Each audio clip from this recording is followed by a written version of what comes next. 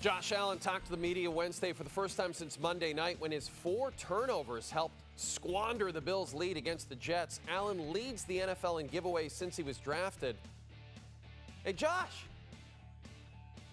what happened on Monday night? I think all 3 interceptions came in third down situations. So one, try not to be in those, we call them red situations, where it's third and longer. And 2, understanding when to give up. So I can sit here and talk about it all I want. Got to be about it. It's a double-edged sword. Sometimes we get away with it, and sometimes it's the greatest play ever. Sometimes it happens the other way, like it did Monday night. And I understand. I want to be smarter. I want to help this team win football games. I don't want to put the ball in harm's way or in jeopardy. And just trying to, again, trust that and trust the guys on the field with me and play selfless ball. There are, and just like with any athlete, we try and attack the problem from a lot of different angles, or the challenge from a lot of different angles, and help the player, in this case Josh, as much as we can. And then there's a piece where he has to do it on his own too.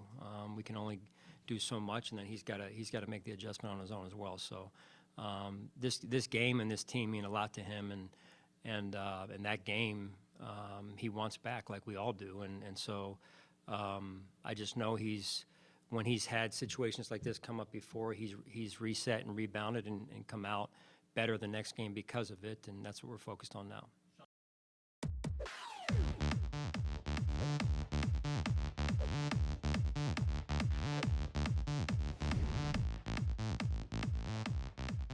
It's Luke who's talking with everyone's favorite mullet, Luke Willson, our friend who loves to talk about the Buffalo Bills as much as we possibly can ask him.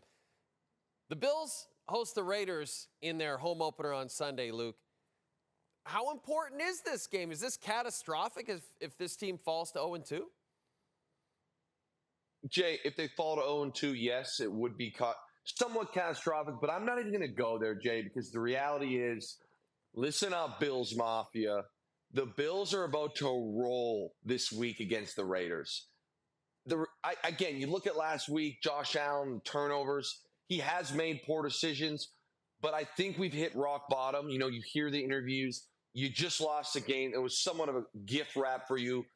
They're going to clean this up. Josh Allen is that talented. The roster is still very, very good. The only big question I have is, outside of Stephon Diggs, who is going to be that number 2 playmaker, obviously outside of Josh Allen, on that offense? You saw flashes of James Cook in the run game. I'm actually not worried. Yes, you're hearing me right. The Bills are going to be completely fine this Sunday, and I think that they're going to have a very, very strong season. Okay, but the question is, now that we know the Jets are without Aaron Rodgers and presumably no longer your pick for the Super Bowl, or especially not to come out of the AFC East, who do you like out of the East now? Because the Bills are good, but man, did the Dolphins look good last Sunday, Luke. Again, another shocker here coming out of my mouth, Jay. But believe it or not, after week 1, with Aaron Rodgers missing the rest of the season, the Buffalo Bills are my favorite to come out of the AFC East.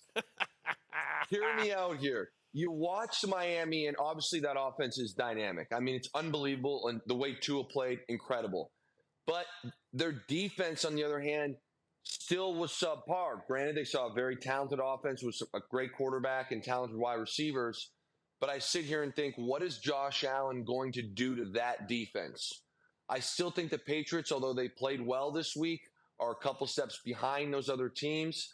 I really think that this rock bottom that Buffalo just hit, they have high character guys. I believe Josh Allen's a high character guy. They will rebound this week. And I think that with this roster, some of the glimpses we saw, and when Von Miller comes off the PUP list, this team is now, in my opinion, going to win the AFC East. And I mentioned Aaron Rodgers earlier, Luke. He made his first comments since the injury he suffered on Monday Night Football. That'll keep him out for the rest of the season.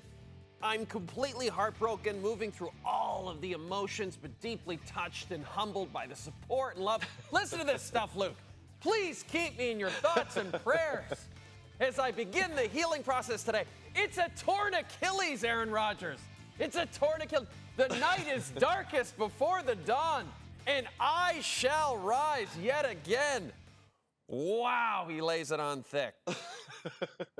Do you I believe? don't know what to say. What do you think, buddy? What do you think about Thursday? What do you think about that statement?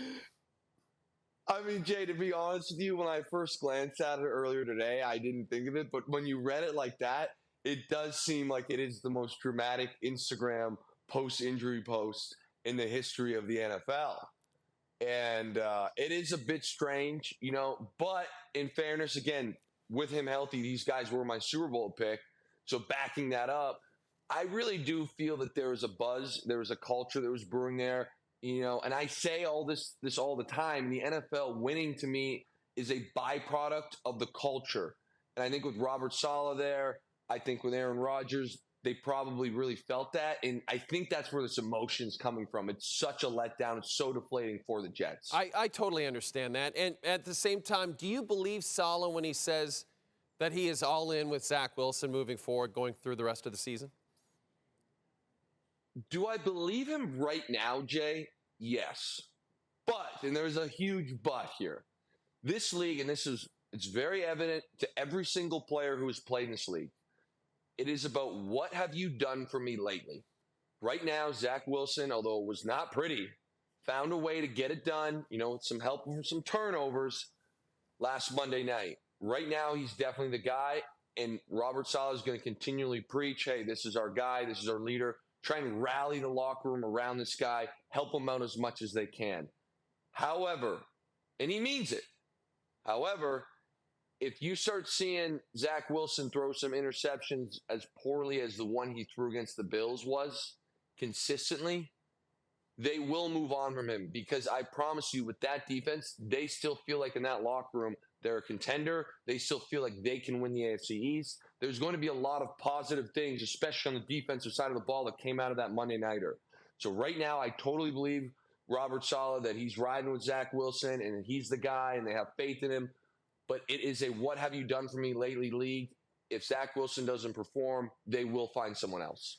You and I talked about the AFC North before the season started about how it could sneakily be one of the toughest divisions in football. And it's already proving to be very interesting because the Bengals lose to the Browns in week 1. Now the Bengals have the Ravens in week 2.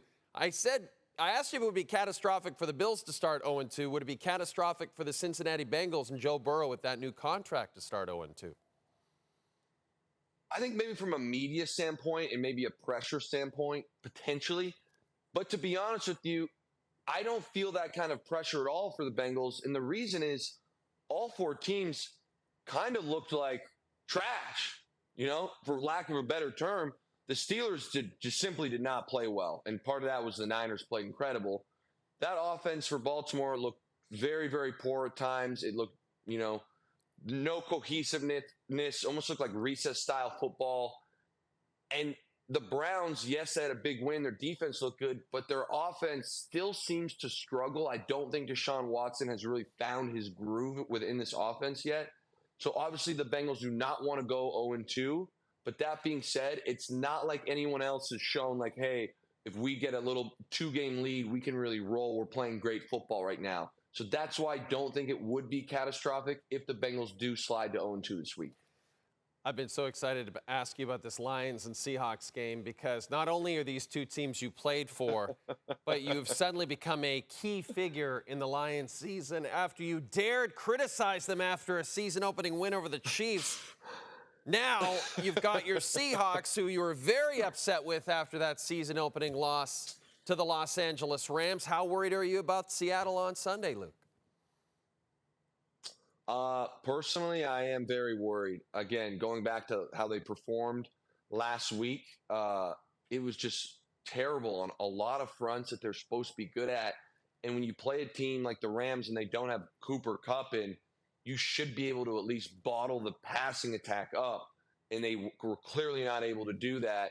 That is a team who, if they have any aspirations of winning that division, this is a must-win game in Detroit for them on the road because the Niners are not going to slow down.